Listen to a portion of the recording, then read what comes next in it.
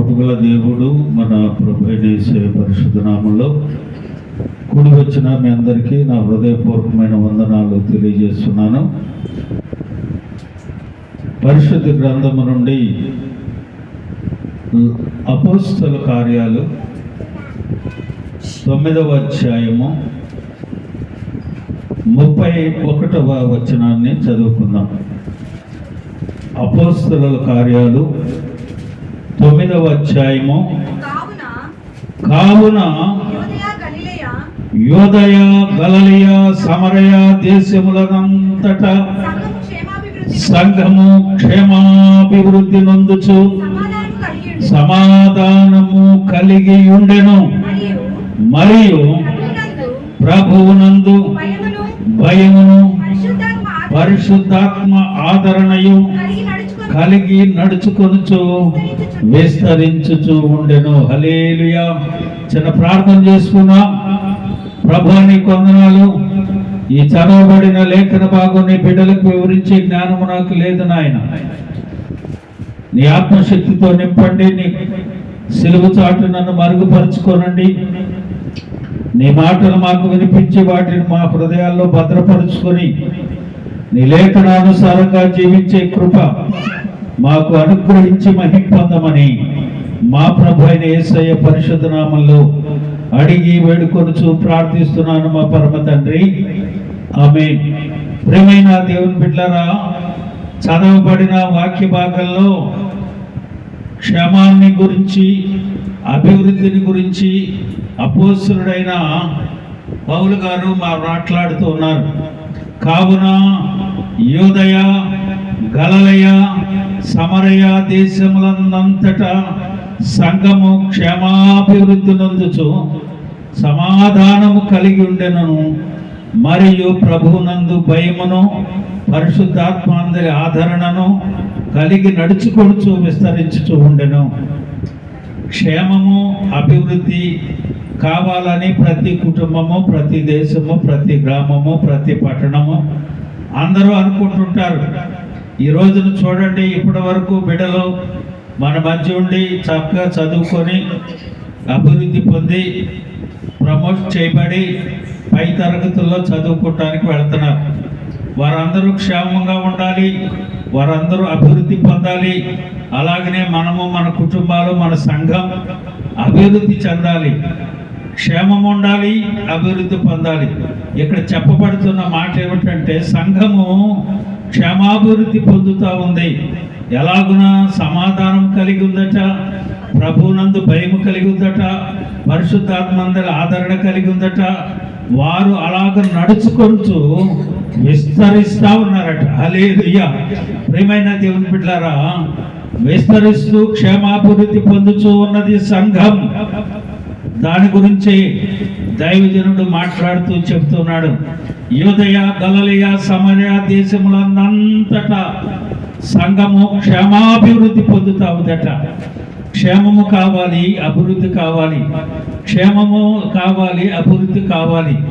క్షేమం ఉండాలి మన కుటుంబాలలో, మన వ్యక్తిగత జీవితాలలో, మన సంఘంలో, మన కుటుంబాలలో క్షేమంగా ఉండాలి. బిడ్డలు అభివృద్ధి చెందాలి, కుటుంబాలు అభివృద్ధి చెందాలి.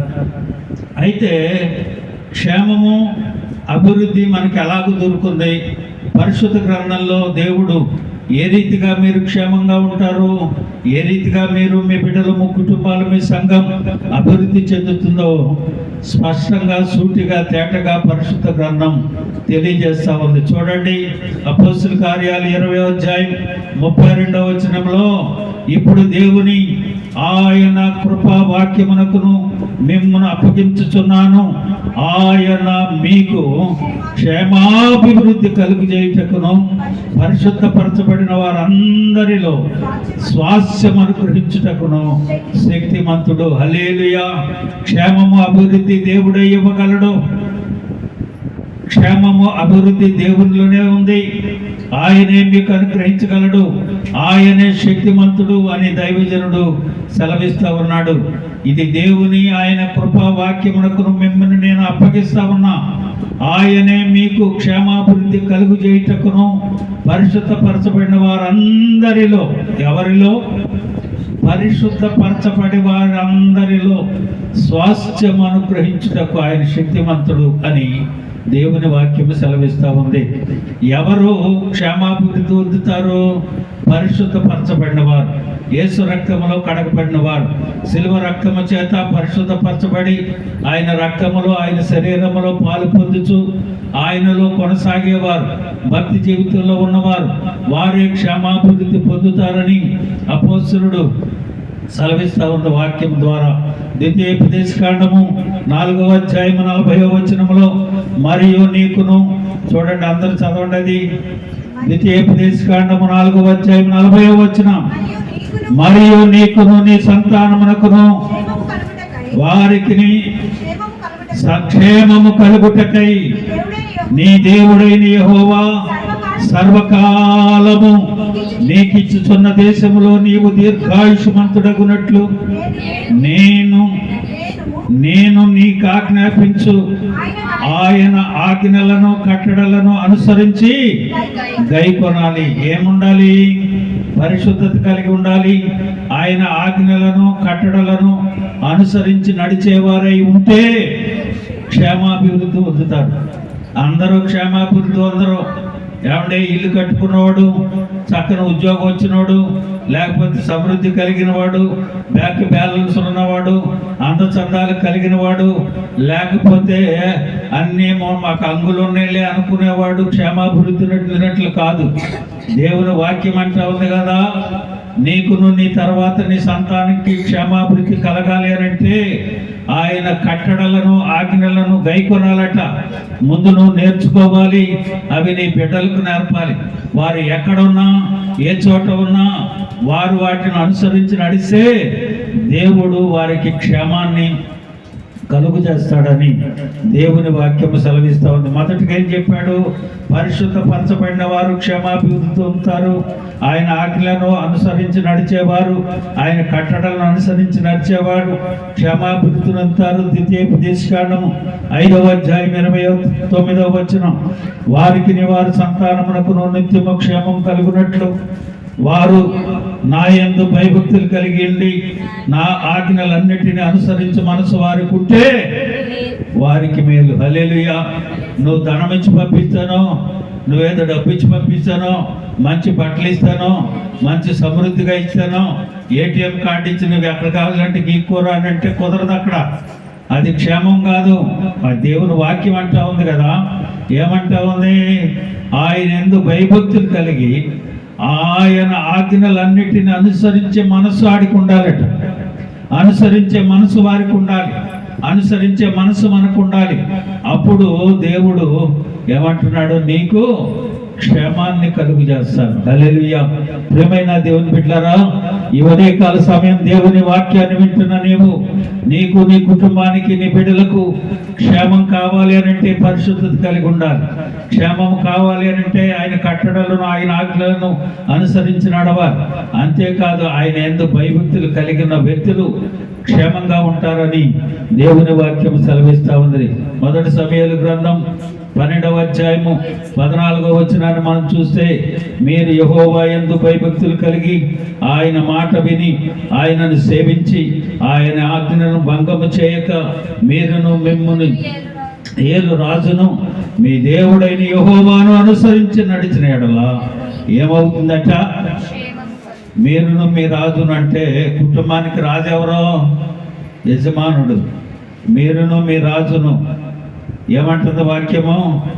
దేవుణ్ణి అనుసరించే మనసు నీకు ఉండాలి. అనుసరించేటట్లుగా నీ ఉంటే నీ దేవుడైన యెహోవాను అనుసరించి నడిచిన యెడల ఏం కలుగుతుందంట? క్షేమము కలుగుతుంది. హల్లెలూయా. ప్రియమైన దేవుని బిడ్డలారా, మొదట ఏం చెప్పాడు? పరిశుద్ధత ఉండాలన్నాడు. అలాగనే ఆజ్ఞలను కట్టడలను అనుసరించి నడవమన్నాడు.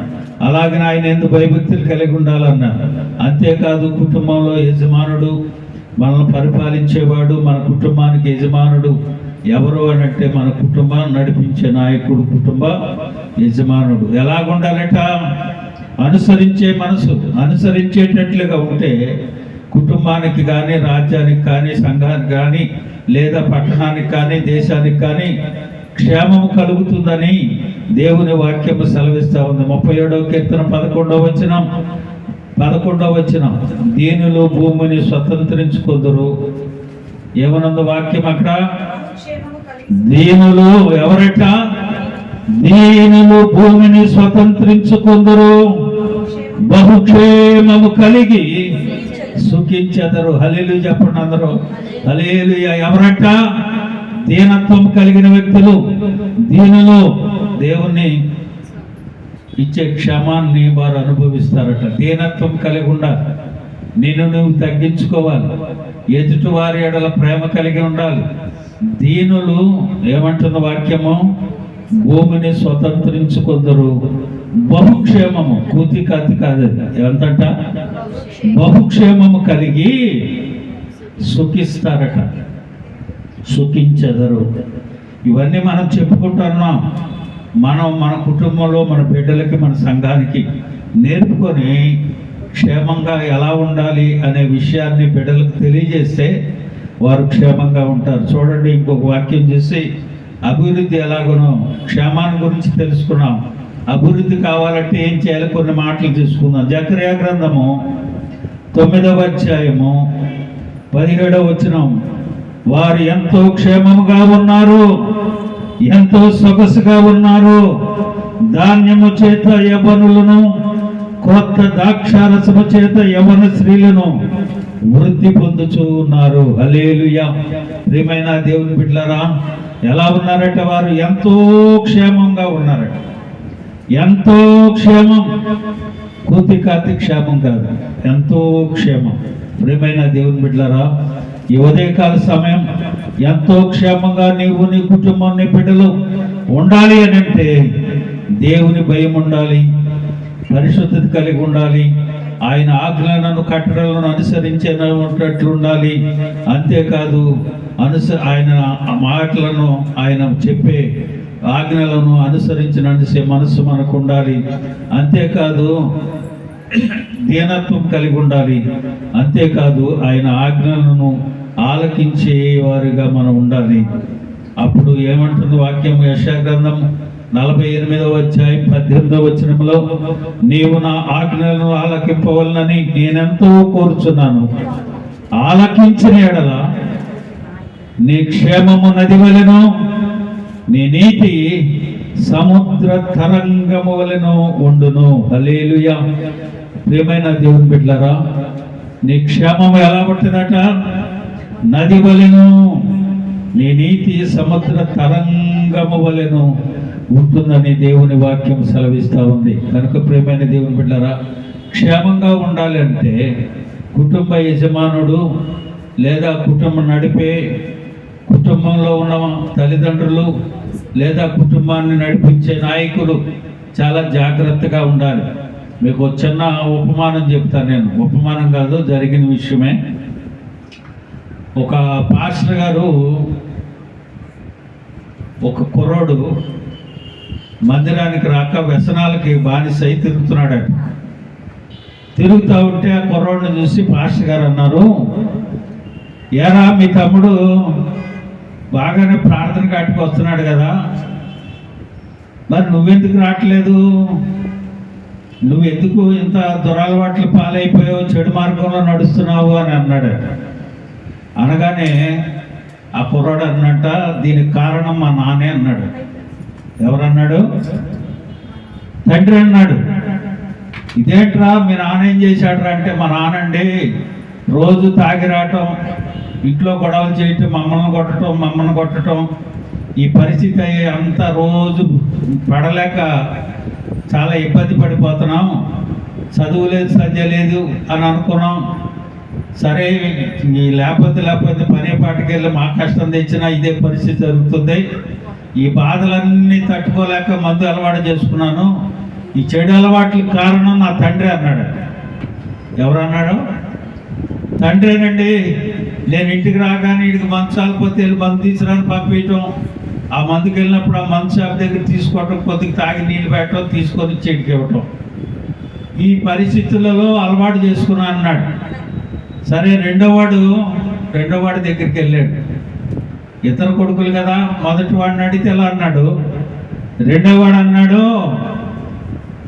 అన్నాడు, అరే బాబు పాస్టర్ గారు అడిగారు, ఎరా ఎందుకు నువ్వు చక్కగా అభివృద్ధిలో ఉన్నావు కదా, నువ్వు చక్కగా ఉన్నావు, దీనికి కారణం ఎవరు అన్నాడు.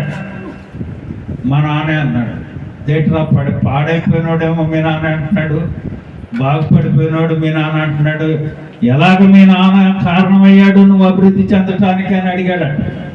అడిగితే ఆయన అన్నాడు, మేము పడిన బాధ చూశానండి నేను,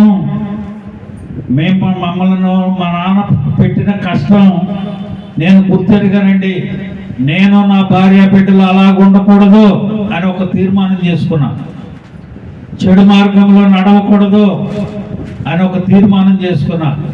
మా నాన్న పెట్టిన బాధలు, మా నాన్న పెట్టిన ఇబ్బందులు, మా నాన్న తిరిగిన పరిస్థితులను బట్టి ఈ రకంగా ఒక తీర్మానం చేసుకున్నా. కాబట్టి నేను ఈ రోజున ఇలా ఉండటానికి గల కారణం మా నాన్నే అన్నాడు. ప్రియమైన దేవుని బిడ్డలారా, ఈ రాత్రికాల సమయం ఈ ఉదయకాల సమయం దేవుని మాటలు వింటున్న నీవు మనం చేసే ప్రతి పని బిడ్డలు గమనిస్తారని గుర్తెరగాలి. దేవుడు వాక్యం అంటుంది కదా, నువ్వు నేర్చుకునే వారికి నేర్పు, వారు క్షేమంగా ఉంటారు, అభివృద్ధి పదములో వారు నడుస్తారు అని దేవుని వాక్యం సెలవిస్తాం. చూడండి, క్షేమాన్ని గురించి తెలుసుకున్నాం. అభివృద్ధి చెందాలి అని అంటే, క్షేమంగా ఉండాలంటే తెలియజేశాను. అభివృద్ధి పదంలో బిడలు నడవాలి. చూడండి, యోబు గ్రంథము 22వ అధ్యాయము 23వ వచనం. యోబు గ్రంథము 22వ అధ్యాయము 23వ వచనం. సర్వశక్తుని వైపు నీవు తిరిగిన ఎడల నీ గుడారములో నుండి దుర్మార్గమును దూరముగా తొలగించిన ఎడల ఎవరు అభివృద్ధి పొందుతారట? సర్వశక్తిని వైపు నువ్వు తిరగాలి, దేవుని వైపు తిరగాలి. అంతేకాదు, నీ గుడారములో నుండి దుర్మార్గమును ఏం చేయాలట? దూరముగా తొలగించిన ఎడల నీవు అభివృద్ధి నందుదువు.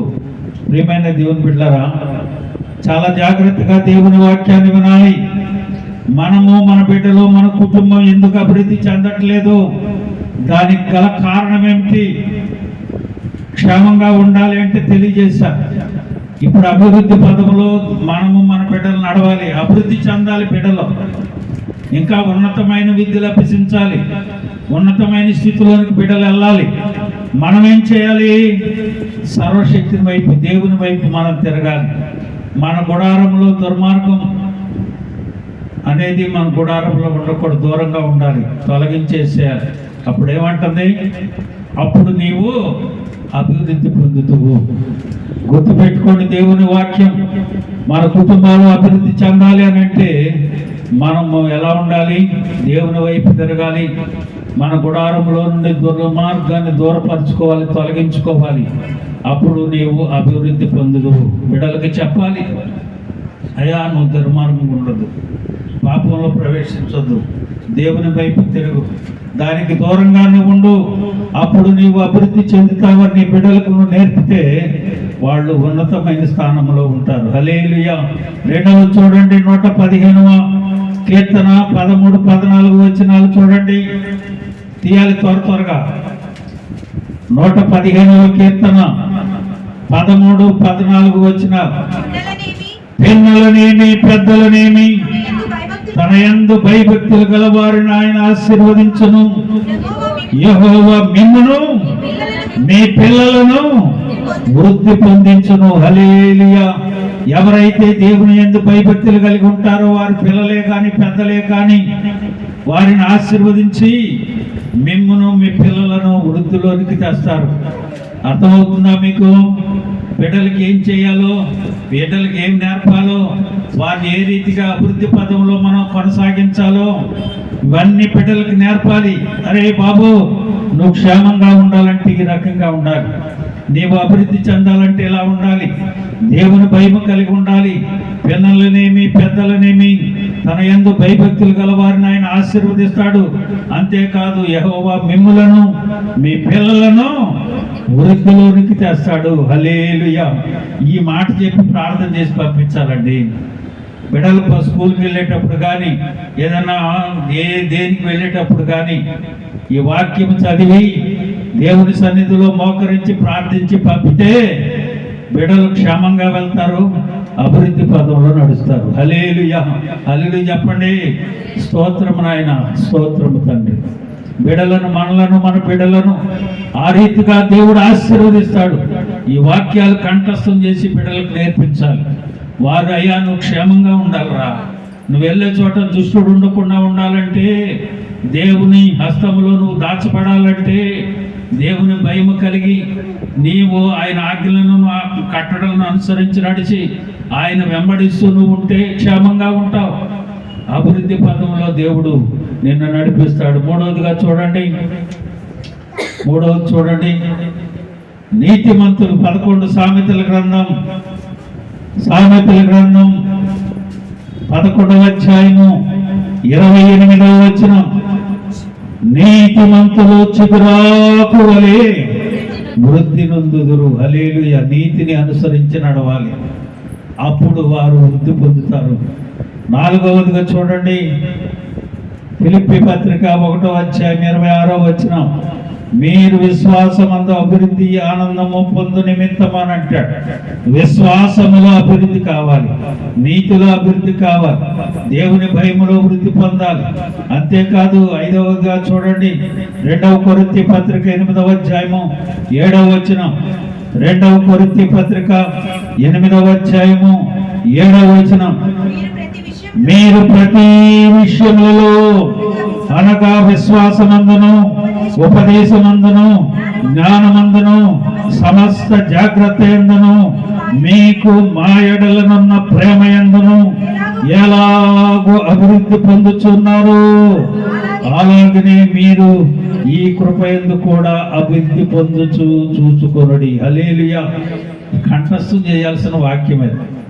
అపోస్తలుడైన పౌలు కొరింథీ సంఘానికి రాస్తూ అంటున్నాడు కదా, అయ్యా ప్రతి విషయంలో మీరు అభివృద్ధి చెందాలి అని అంటే విశ్వాసమందు ఉపదేశమందు జ్ఞానమందు సమస్త జాగ్రత్త యందు మీకు మా ఎడల ఉన్న ప్రేమ యందు ఎలాగ అభివృద్ధి పొందుతున్నారో అలాగనే మీరు ఈ కృప యందు కూడా అభివృద్ధి పొందుటట్లు చూచుకొనుడి.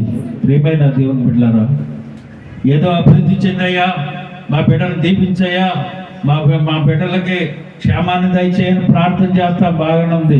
కానీ వీటి సంగతి ఏంటి? దేవుని భయం ఉండాలి, దేవునిలో వెదిగింపు చేయాలి, విశ్వాసంలో కొనగించాలి, ఉపదేశములో జ్ఞానములో సమస్త జాగ్రత్తలో వారుంటే వారి దేవుని వాక్యం అంటూ ఉంది కదా, వారు అభివృద్ధి పొందుతూ ఉంటారు కృపలో. ఆ రీతిగా బిడ్డలను మనం పెంచితే, జాగ్రత్తగా దేవుని భయంలో ఉంటే వారు అభివృద్ధి పదములో నడుస్తారు. 1వ దశలోనిక పత్రిక 3వ అధ్యాయం 13వ వచనం ముగించేస్తారు.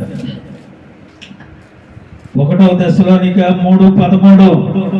మేము మీ ఎడల ఎలాగూ ప్రేమలో అభివృద్ధి పొంది వర్ధిల్లుచున్నామో అలాగే మీరును ఒకరిని ఎడల ఒకడును మనుషులు అందరి ఎడల ప్రేమలో అభివృద్ధి పొంది వర్ధిల్లునట్లు ప్రభువు దయచేయును గాక. హల్లెలూయా. ఏంటండి ఏమంటున్న వాక్యం? మేము మీ ఎడల ఎలాగో ప్రేమలో అభివృద్ధి పొంది వర్ధిల్లుచున్నామో అలాగే మీరు ఒకరి ఎడల ఒకడు మనుషుల అందరి ఎడల ఏముండాలట? ప్రేమ కలిగిన వ్యక్తులే అభివృద్ధి చెందుతారండి. అంతేగాని నీ ఇష్టానుసారంగా నువ్వు నడిచే వ్యక్తి కాదు. దేవుని యొక్క ప్రేమలో మనం అభివృద్ధి చెందగలిగితే, దేవుని యొక్క ప్రేమలో మనం ఉండగలిగితే, దేవుని వాక్యం అంటుంది కదా, అన్నిటిలో నీవు అభివృద్ధి పొందుచావు. చూడండి, క్షేమం కావాలి మనకి అని అంటే దేవుని వాక్యం ఏమంటుంది? పరిశుద్ధత కలిగి ఉండాలి. అలాగనే నీవు నీ సంతానము క్షేమంగా ఉండాలి అని అంటే ఏమంటుంది? ఆయన ఆజ్ఞలను, ఆయన కట్టడలను అనుసరించి నడుచుకోమని దేవుని వాక్యం అంటా ఉంది. అలాగనే ఆయన యందు భయభక్తులు కలిగించే మనసు మనకు ఉండాలి. అలాగనే దేవుని వాక్యం అంటా ఉంది కదా, దీనులు భూమిని స్వతంత్రించుకుందరు, బహుక్షేమము కలిగి వారు సుఖించెదరు. మనము మన కుటుంబాలు క్షేమంగా ఉండాలంటే దేవుని భయము కలిగిన వ్యక్తులుగా ఉండాలి. మనము, మన బిడ్డలు, మన కుటుంబాలు, మన సంఘం క్షేమం కలిగి ఉండాలంటే ఆయన భయములో ఉండాలి, ఆయన విశ్వాస జీవితంలో ఉండాలి, ఆయన ఆజ్ఞలను అనుసరించి నడవాలి, ఆయన కట్టడలను అనుసరించి నడవాలి. అలాగనే ఉన్నాడు కాబట్టి చూడండి, ఆదికాండ గ్రంథము 26వ అధ్యాయం 13వ వచనం ముగించేస్తాను. ఆదికాండము 26:13. అతడు అంటే ఇస్సాకును గురించి చెప్తున్న వాక్యం. అతడు మిక్కిలి గొప్పవాడగు వరకు ఎలాగనా క్రమక్రమముగా అభివృద్ధి పొందుచూ వచ్చను. హల్లెలూయా. ఇస్సాకు వలె మన బిడ్డలు కూడా క్రమక్రమముగా అభివృద్ధి పొందాలంటే ఎలా ఉండాలి? దేవుని భయము కలిగిన వ్యక్తులుగా ఉండాలి, దేవుని ఆరాధించే వారంగా ఉండాలి, దేవుని ధ్యానం చేసే వారంగా ఉండాలి.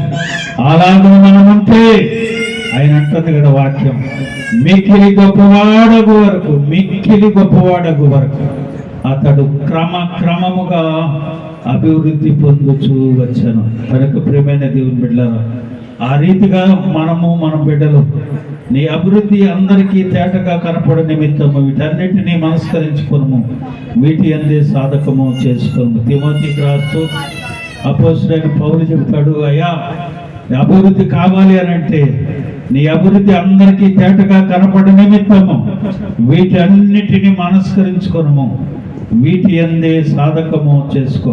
ఏవైతే దేవుని వాక్యము ద్వారా మనం వింటా ఉన్నామో వాటిని సాధకము చేసుకోగలిగితే మనము, మన కుటుంబాలు క్షేమంగా ఉంటాయి, అభివృద్ధి పదంలో నడుస్తాయి. ఆ రీతిగా దేవుడు మన అందరినీ దీవించి ఆశీర్వదిస్తాడు. 72వ కీర్తన 7వ వచనంలో, అతని దినములలో నీతిమంతులు వర్ధిల్లుదురు, చంద్రుడు లేకపోవు వరకు క్షమాభివృద్ధి కలుగుదురు. ప్రియమైన దేవుని బిడ్డలారా, ఆ రీతిగా మనం ఉంటే దేవుడు మనలను, మన కుటుంబాలను దీవిస్తాడు, క్షేమంగా ఉంటాం. అంతేకాకుండా అభివృద్ధి పదంలో మనం, మన కుటుంబాలు, మన సంఘము దీవించబడింది. ప్రభు అలాగున మనల్ని దీవించి ఆశీర్వదించును గాక.